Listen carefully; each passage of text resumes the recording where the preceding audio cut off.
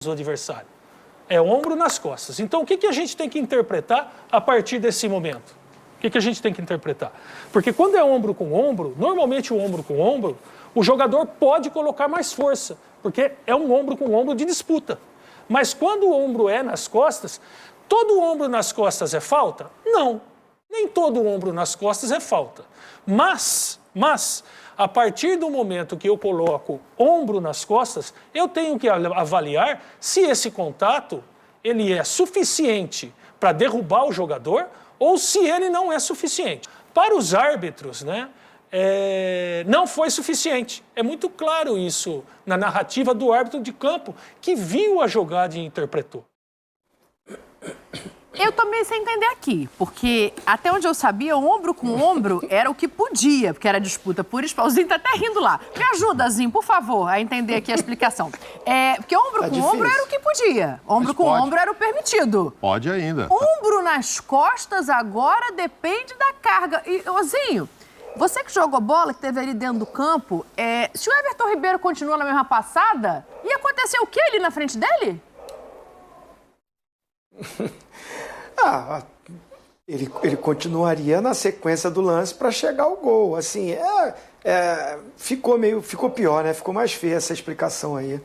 Se tinha alguma dúvida, eles tiraram a dúvida com a péssima explicação. Se tinha alguém que estava assim, acho que não foi não, tal. Mas a explicação do CNM ali, o Bassol, né, que está do lado dele. Péricles Bassol. Com a imagem e os gritos do VAR, né? Tomamos um susto aqui no início, né? Eu levei um susto. Assim, não tem jeito, né? Assim, foi bem claro ali. Eles começam a colocar a culpa que o Everton Ribeiro diminuiu a passada para ter um encontro com o adversário e se jogar. Foi mais ou menos o que eu entendi, né? A fala deles. E aí ficou mais feio ainda, né? Ficou mais feio ainda.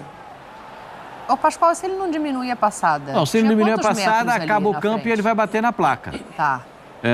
O jogador, ele disse, o jogador protege a bola com o corpo. Qual jogador não protege a bola com o corpo?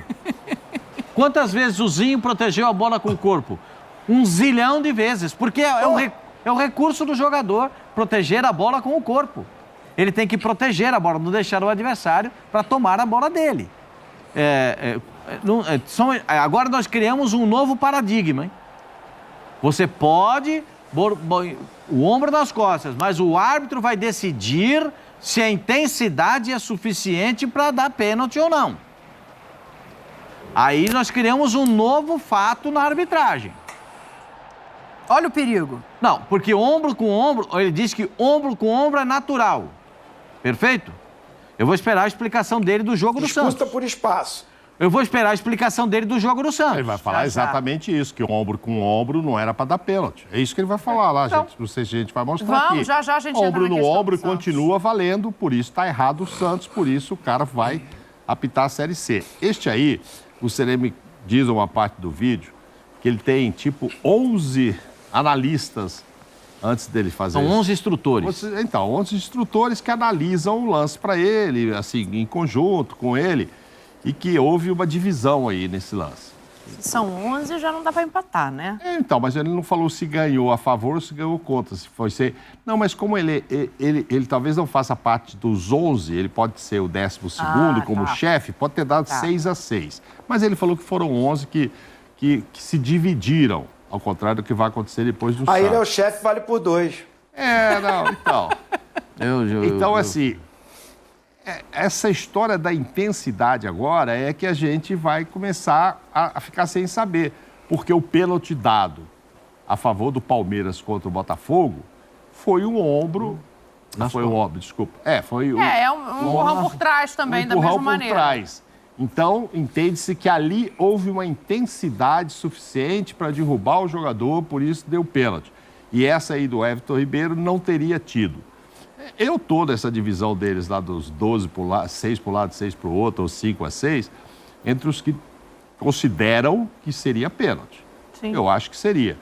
Mas ele está explicando que metade lá acha que não e tal. E eu acho que a outra metade acha que é muito pênalti. Porque acho, inclusive, desnecessário. Eu acho que o Abel tem que dar uma bronca no menino que fez Rios. o pênalti. Não precisava disso. Deixa o Everton terminar a jogada. Não sei se ele ia jogar a bola para dentro. E a chance de acabar o campo, mesmo diminuindo a passada, era grande.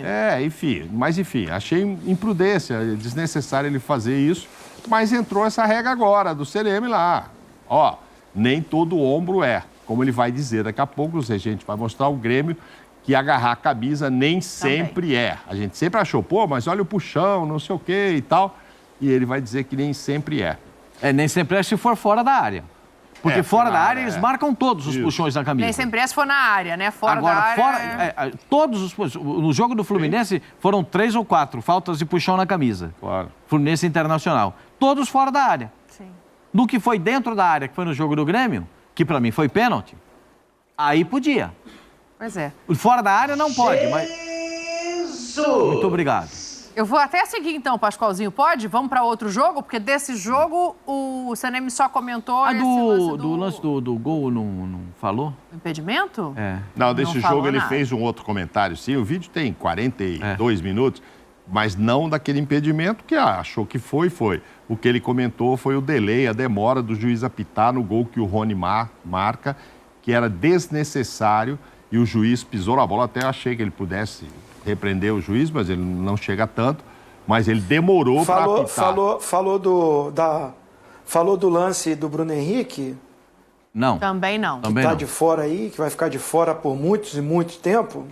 Não, também não. Não, isso Mas, aí não foi por Zinho, VAR, não nesse foi lance por do VAR. Bruno, acho que foi no sem lance querer. do Bruno Foi pro VAR, Henrique, não foi nada? Mas sem querer também é falta. Seria falta. Sem querer machuca, né? Não, é Sem falta. querer é falta também. Falta. não tô tirando a falta. Mas não vejo cartão. Não estou tirando a falta. Mas o Luan ainda tenta... Ele tenta tirar o peso para não machucar.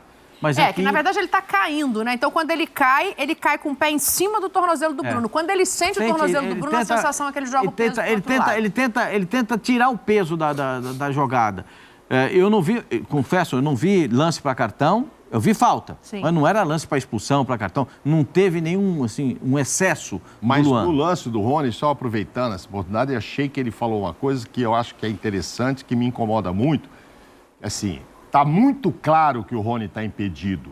Então o Bandeira tem que marcar logo o juiz apitar e não esperar. acabou. Porque a gente vê muitas vezes, e ele diz que isso está mudando, que eles estão insistindo com os assistentes. Porque, gente, o Rony pode chocar com o goleiro e machucar tanto o goleiro como ele. Pode vir um zagueiro, está claro, está a 1 metro de... Então, assim, o juiz deveria ter apitado logo, o Bandeira marcou e evitar que se conclua a jogada, porque estava ficando... Mas foi feito isso, Mauro. Hein? Não, o juiz não apitou. O juiz não Foi apitou. feito. Não, por Não, isso... parou o lance. Parou o lance. O Rony vai até o Os fim. jogadores pararam na jogada. O Menos Rony o Rony. continua e vai até o gol, Mas os né? outros jogadores todo mundo param. para. Tá, mas o juiz não apitou, Zinho. O Rony continuou O sem pior o é apito. que teve a checagem. É. O pior Isso é é o ter pior a de checagem, tudo. né? Nanauzinho, teve a checagem porque o juiz não apitou. Não apitou, então o Rony fez o gol. Não, mas não é o que os jogadores falaram no campo. Tá, mas é o que aconteceu para a CBF. Inclusive, foi o motivo. A pode diretoria do Flamengo fez um pronunciamento sobre o lance. Sim, e a CBF justificou o seguinte: o juiz tinha que apitar, não apitou. Aí o Rony faz o gol, toda hora que faz o gol tem que checar. Perdeu-se minutos desnecessários, exatamente porque o juiz não apitou. Porque se ele tivesse apitado, Eu confesso não que aí a gente precisava teria que checar. pegar a transmissão, porque a versão do CNM e a versão de quem estava em campo são versões diferentes. Eu estava no estádio. Eu não consigo ouvir se ele apitou ou não de dentro do estádio, mas assim, o fato é, todo mundo parou, só o Rony continua na jogada. Inclusive os jogadores do Palmeiras param, tanto que quando você olha o gol, ele tá Eu não sozinho tenho chutando a memória bola. se o Bandeira levantou nesse Levanta. Não, isso eu tenho certeza, isso eu vi. Eu não tenho essa o Bandeira memória. levanta. Se o Bandeira levantar levanta. a bandeira, não significa que a zaga tem que parar. Ou se os jogadores têm que parar. Os jogadores só podem parar no apito. No apito. Só tem uma Mas é isso que eu situação tô que tem dizendo. que Se parar. todo mundo parou, é difícil ele não ter apitado. Não, mas o CNM deu uma bronca no cara. Então tem alguma coisa errada. O CNM dá uma bronca no árbitro Eu já vi lance por que não dizer apitou, que ele não apitou e tinha que confiar no Bandeira, que ele não essa é a explicação. Depois peguem o vídeo todo e assistam mais essa parte, a explicação dele é o seguinte: o árbitro parece que não confiou no assistente e aí deixou a rodar o gol ir até o final, o Rony faz o gol, aí uma vez que faz o gol, tem que checar. Então, mas é isso que eu tô dizendo que tá Então, truncado, assim, porque o Zinho tá trazendo pra gente que os jogadores, não é isso, Zinho? Acharam os que ele jogadores apitou. alegam que houve um Sim. apito dentro de campo. Sim, entendi. Sim. Não, se A outra parte, né? Porque Sim. assim, cada um tem a sua versão. A parte do Flamengo, que é o prejudicado, no caso, foi feito um pronunciamento pelo Bruno Spindel, dizendo até, como é que pode, chama para checar um lance que o juiz apita, o bandeira levanta e dá o impedimento, todo mundo parou, e não pede o VAR para um lance que foi de um possível pênalti, no caso no Everton Ribeiro. Foi a fala do outro lado, né? Do lado do Flamengo, que está reivindicando e cobrando. Boa. Podemos seguir? Podemos ir para o próximo? Porque temos mais dois pronunciamentos do CNM para a gente comentar aqui. Coloca o próximo aí para a gente ver qual é esse aqui. Aí as chegadas e saídas do Flamengo até então chegaram Luiz Araújo, Rossi e o Alan, e as saídas de Marinho, Hugo Souza e Vidal. O clube ainda tem interesse em De La Cruz e Claudinho. Vamos falar com Pedro Henrique Torre, que já está em Curitiba. Afinal de contas, amanhã tem Copa do Brasil, é o jogo de volta entre Atlético e Flamengo. E o Pedro já está por lá para acompanhar tudo, mas também para trazer mais informações Casaquinho, deste vizinho. Flamengo. É, lá ele já está vizinho. O Carioca já foi ligado, já levou outra todos os situação, casaquinhos, muda tudo. tudo. Tudo bem, Pedro? Bem-vindo. Beijo para você. Tudo bem, Glaucia? Um beijo para você, abraço para o Renato, mas por enquanto tá tranquilo, tá favorável aqui, sem nenhum tipo de grandes problemas em relação ao frio não. Mais tarde, quando a delegação do Flamengo chegar por aqui no hotel, pode ser que assuste mais um pouco, né? Mas por enquanto tá de boa sim. Mas esse Flamengo que, enfim, como eu disse, chega à noite aqui em Curitiba, vai chegar já para dormir mesmo, já para jantar, dormir e ficar concentrado para a partida de amanhã, essa partida bem importante, que vai ter uma arena da Baixada completamente lotada, ingressos esgotados aqui, quase 40 mil pessoas berrando mesmo para tentar atrapalhar o Flamengo contra o Atlético Paranaense. O Flamengo vem de uma boa vantagem, venceu de 2-1 no Maracanã e nesse momento os jogadores devem estar saindo, a delegação no momento deve estar saindo lá do Ninho do Urubu, vão mais tarde lá para o Aeroporto Internacional do Galeão, aí vem aqui para Curitiba, voo fretado e tudo mais. E aí com essa novidade aí do Alan, né? O Alan sempre sorridente, muito feliz, como era esperado, relacionado para essa partida, porque poderia ter sido apresentado na sexta-feira, não foi porque não seria relacionado contra o Palmeiras, foi relacionado para esse jogo contra o Atlético Paranaense, então por isso até apresentado ontem. Gabigol e Léo Pereira treinaram mais uma vez, então recuperados dos problemas, o Gabigol no tornozelo, o Léo Pereira a questão muscular que tem na coxa esquerda, volta e meia está sofrendo com esses problemas, então estão recuperados, mais opções aí para o técnico Jorge Sampaoli, então vem também com a delegação aqui para Curitiba e a expectativa é que ele volte com aquele time com os meias ali, Arrascaeta, Everton Ribeiro, então volte com aquele time quase do segundo tempo contra o Palmeiras, porque ele fez uma tentativa no primeiro e não deu muito certo. A pena mesmo assim, o torcedor lamenta por conta do Bruno Henrique, né? Fez o gol da virada lá no Maracanã, muito importante participação, mas acabou se lesionando contra o Palmeiras, mas dos males, Glaucia, o menor, porque o Bruno Henrique, ele poderia ter tido uma lesão muito mais séria pela imagem que teve ali, então foi um estiramento nos ligamentos ali do tornozelo esquerdo e também do joelho esquerdo, depois de entorses nesses locais, então a previsão, pelo que a gente sabe, o Flamengo não divulga, mas apurando, de 3 a 4 semanas, perde aí uns 5 jogos, talvez o primeiro jogo da Libertadores nas oitavas de final ele fique fora também. Além disso, quem já não vem para cá para fechar é o Vidal. O Vidal não vem negociado com o Atlético Paranaense, o Flamengo negociando a rescisão com ele, tinha um dos salários mais altos do elenco, quase batendo lá na turma bem de cima mesmo, ali com, enfim, tem Gabigol, Arrascaeta e tudo mais. O Vidal negociando, ainda tinha a questão das luvas e tudo mais. O Flamengo deve economizar pouco mais aí de 5 milhões com essa rescisão do Vidal. O Vidal quer jogar e aí fez um acordo com o Flamengo. Acho que fica bom para todo mundo e assim se despedem daqui. Tô por aqui, tô na entrada do hotel esperando o Flamengo, mas falta muito ainda, uns 2 ou 3 torcedores, garotos ainda por aqui, observando essa situação. Glaucia. Boa, Pedro, muito obrigada. Ótima sequência de trabalho aí pra você. O Vidal não vai com a delegação, né? Mas vai lá pra Curitiba. Podia ter ido na mala de alguém, Vai lá, né? ele devia ter pego já essa carona pra aproveitar, mas vai lá depois também pra se acertar com o Atlético. A gente vai dar uma pingadinha lá, ó, no Rio de Janeiro. Estamos com a equipe lá acompanhando também a saída do Flamengo no aeroporto. Flamengo que voa agora à tarde lá pra Curitiba. Também chegando, a gente passa imagens. Esse é o Galeão, né? Tranquilo, no Galeão. Nesse eu nunca fui, cara. Por enquanto, esse é o mais longe, né, tranquilo no Sandrão? aeroporto lá. Flamengo também embarcando, a gente mostra por aqui.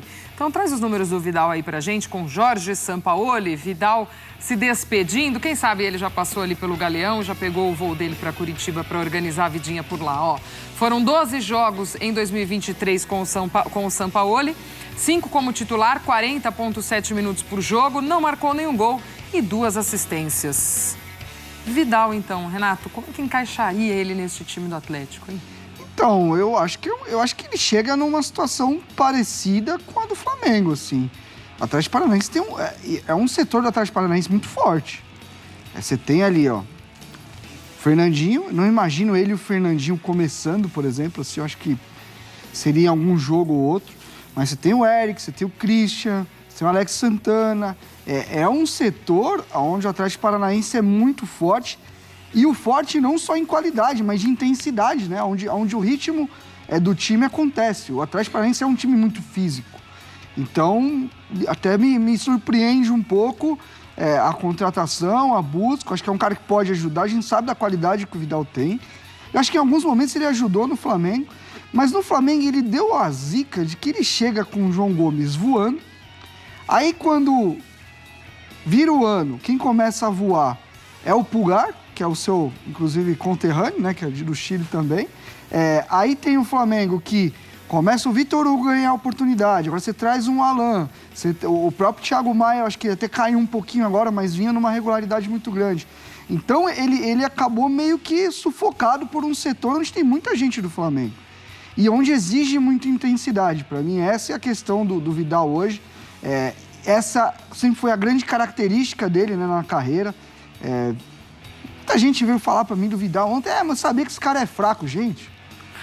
Não. O cara jogou na Juventus, no Bayern, no Barcelona. Se ele é fraco... Anos de seleção. Anos de seleção, a maior geração da história... Uma das maiores gerações da seleção chilena. Do Chile. E assim, não, é um jogador, para mim, ele já foi um dos melhores do mundo na posição. Durante um bom tempo. Mas a idade chega para todo mundo e... Chegou numa reta final de carreira e não enganou ninguém sobre isso. E eu acho que também... Pelo menos da minha parte, eu não criei uma expectativa que no Flamengo ele ia ser jogador base desse time, jogador importantíssimo, não. Quando ele chegou, a gente falou, eu acho que é um cara que pode ajudar, ter uma experiência, queria vir muito pro Flamengo. Conseguiu, agora vai para outro rubro-negro lá, mas eu tenho uma leve impressão que ele vai ter a mesma dificuldade que ele teve no Flamengo. Tem muita gente boa no setor do Furacão. É o chega para compor elenco. Deve chega para todo mundo.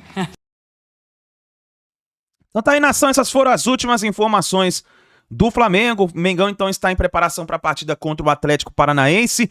Eu gostaria da opinião de vocês. Quem vence essa partida? Lembrando que o Flamengo tem a vantagem, venceu a primeira partida no Maracanã por 2-1 e agora precisa somente do empate para poder se classificar para a próxima fase da Copa do Brasil. Vai nos comentários e escreva o seu palpite para essa partida. E agora vamos para os detalhes importantes. É o seguinte, o Flamengo ofereceu inclusive mais de 80 milhões de reais pelo jogador Claudinho. Isso foi notificado em vários jornais esportivos hoje, no dia de hoje. O Flamengo já fez a sua primeira proposta para o Zenit, mas o Zenit deve pedir mais pelo jogador Claudinho. Inclusive, o Flamengo acertou já com o Claudinho. Entre questões de salário, essas coisas, está tudo certo. Falta o Zenit acertar agora para poder vender o jogador. E nesse caso, o Zenit é complicado, uma situação complicada. Mas o Flamengo, ele está otimista por essa contratação. O jogador pode vestir sim a camisa do Flamengo nessa temporada. Vamos ver o que vai acontecer, tá certo, nação? Se inscreva no canal, ative o sino das notificações e a gente se vê no próximo vídeo.